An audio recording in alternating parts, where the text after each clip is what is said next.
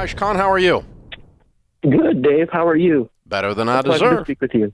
You too. How can we help? Yes, actually, as good as you deserve. Just kidding. All right, this is a perfect question for you, both of you guys. I started trading stocks in 2016 as a side gig. I'm a biomedical engineer, but I love the math part of stocks relative to real estate.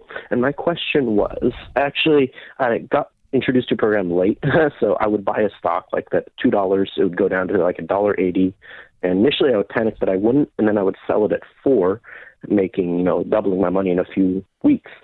But then I noticed that the debt was kind of influencing my decision, because I was calculating my debt, and I was like, okay, this is an interest of 10%, this is guaranteed, this is not, and I would panic because I was like, okay, what happens if it goes to 2 again, and I lose my profit? So now that stock is like $45.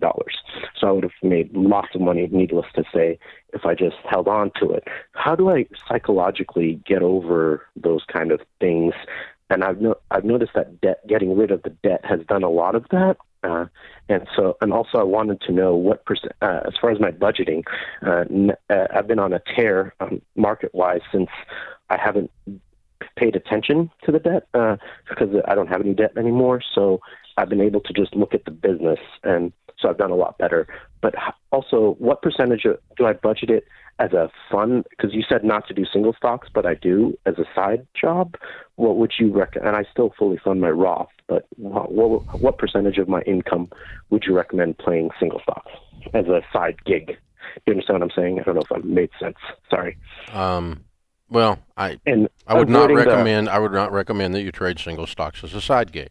If you want to do it as a hobby because you enjoy the math and fool with it, the amount of money that you spend on it would be the amount of money that you'd be willing to spend on entertainment when you lose it. Oh, okay. Even though I have a track record of success, so put it as my entertainment budget. Said the guy right before he loses all of it. Mm-hmm. Right. Yeah. 78%. The statistics are 78% of the day traders lose money. Oh, it's more swing. You mean like day trading? You mean by selling it within the same day? Usually I just hold on to that's people screwing around with the program that you're screwing around with, where you think that you have more information, more insight, and better math skills than the guys running a $50 billion mutual fund do. They're going to kick your butt every time, dude. You're not going to win this. And so whatever amount of money you want to lose is the amount of money you play. This sounds like talking to a guy who thinks he's going to win at poker. I'm going to Vegas, and poker's my side gig.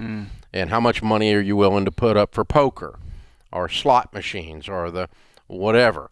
The amount of money you're willing to lose for the entertainment value of your hobby. And that's it, because that's all it can be. And if you're not real careful, your confidence in your own abilities are going to cause you to lose a lot of money, because you're playing a game of Russian roulette here, and it is just a matter of time before you get your teeth kicked in on this. And I think, being a biomedical engineer, you're going to be smarter than the average Joe, and that may prop up your entry-level success. Yeah. But like you say, the other side of that fulcrum, man, the more weight you put on the other end of that teeter-totter, it eventually it's the same thing. I mean, it's a guy that says, I'm really good at poker, and I've won the last 100 hands, and so I've got poker figured out. To which everyone has the sly grin on their face to this guy's getting ready to get his teeth kicked in. It's just a matter of time. And so you are going to lose on that. The game is not designed that way.